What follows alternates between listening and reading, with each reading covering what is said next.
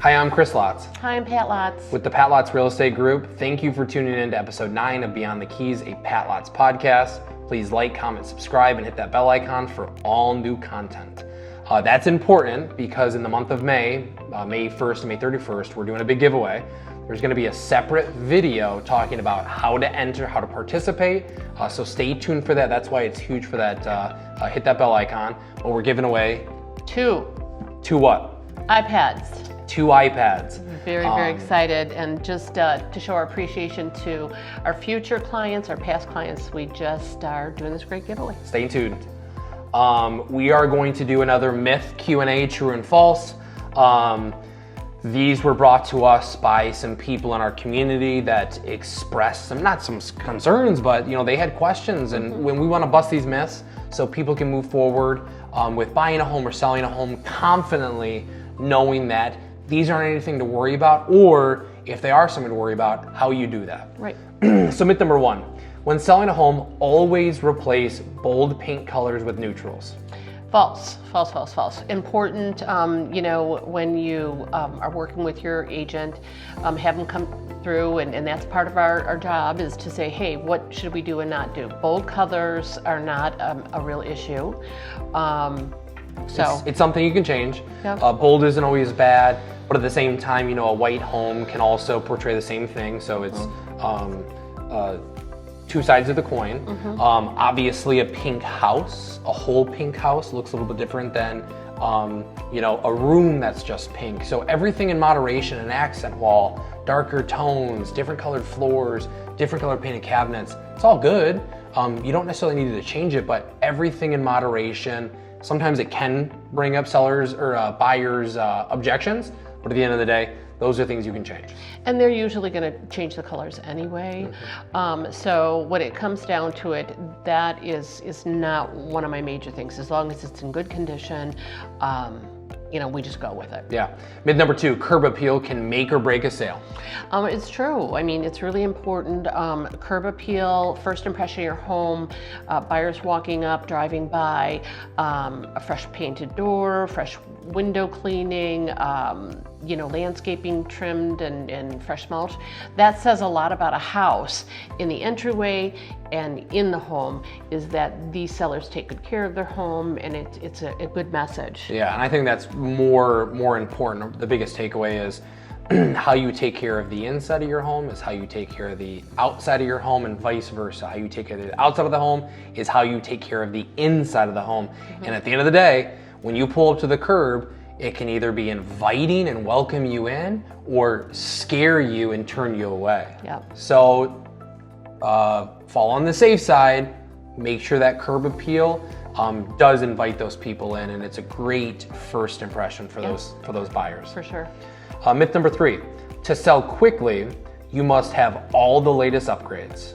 That is false, because it's not necessarily. Your house is in good repair, maintained, you price accordingly, and you do not need to go with all the bells and whistles to get a great price on your home these days. Yeah, and too, it doesn't, so we don't necessarily need to spend, $5,000 in new appliances or $2,500 in new countertops or $3,000 in new cabinets, because you might not get that tangible ROI.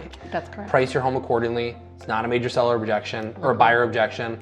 Sometimes buyers are actually more willing or wanting to buy those homes for fixer-uppers and good value adds. Yep. But again, I'm more worried about, are we gonna make that money back? Short term, no. Long term, yes. Myth number 4. Holiday decor is a no-no when selling a home. False. I mean, holiday decor is inviting and fun, and as long as it's not overkill, it's just a nice presence when your home is being shown. And people like the holidays. Yeah. So, if you have a Christmas tree up and some stockings and it's all in moderation and it's tasteful, even for Halloween, Thanksgiving, Valentine's Day, or whatever the other holidays are, not every single person is going to walk in there and bah humbug, I don't like to see this stuff. People like the holidays. So it's not necessarily something the decorations. to veer away from. Yeah. Myth number 5, Zillow can do most of what a realtor can do. No, and no. Zillow is I have a love-hate relationship with Zillow. It is great for consumers. It's great, resource, but not for pricing your home. It is an algorithm, and it pulls data from non-comparable homes. And so when I walk into a house, Zillow said, I sometimes, oh my gosh. But believe it or not, it's been right once or twice. Scares me. It's a good tool. Yeah, it's a great tool, and I think that Zillow even says this as well, is real estate is still about real people. Yep. And I think that's on consumer side and professional side, and I don't think that we'll ever see a day where realtors or agents are not real humans. It's a great tool, it's a great resource, and even talking about that tool, sometimes those estimates can historically, not understanding the full DNA of those homes, could be 10 to 42% in error. So tread wisely. Don't go for sale by owner thinking that your home's going to sell for $500,000 when those estimates are just off, when it's not a comparable product to your community.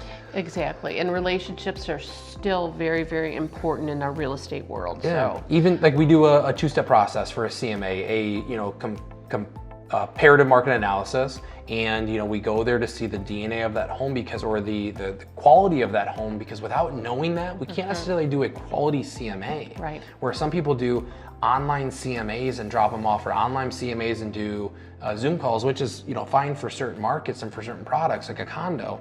But at the end of the day, if we don't know what we are selling and the actual quality of what we're selling, I think it's a disservice. It really is a disservice. So, you got to get in there. Your house might have granite and a lot of updates, and the next door neighbor, or the same, floor plan around the way, could have all the original. So, that has to do with value of a home. So. Comment below more myths. This is, I think, a great opportunity to mitigate buyers and sellers' concerns. Not every single buyer and seller are comfortable asking these questions to people maybe that are in their circle. So comment below more myths.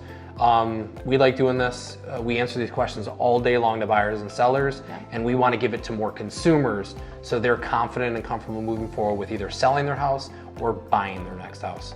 So I'm Chris Lotz. I'm Pat Lotz. With the Pat Lotz Real Estate Group. Again, thanks for tuning in to episode 9 of Beyond the Keys, a Pat Lotz podcast. Live local, buy local, use local, and as always, there's lots to love in Livingston County. Thanks for watching. Make sure to use those like, comment, and share buttons below. And don't forget to follow us on Facebook and Instagram, and subscribe to our YouTube channel at Pat Lotz Real Estate for more helpful home buying and selling tips. Want a free comparable market analysis? Scan that QR code on your screen, or visit our website at www.patlotz.com and fill out the request form. There's lots to love in Livingston County.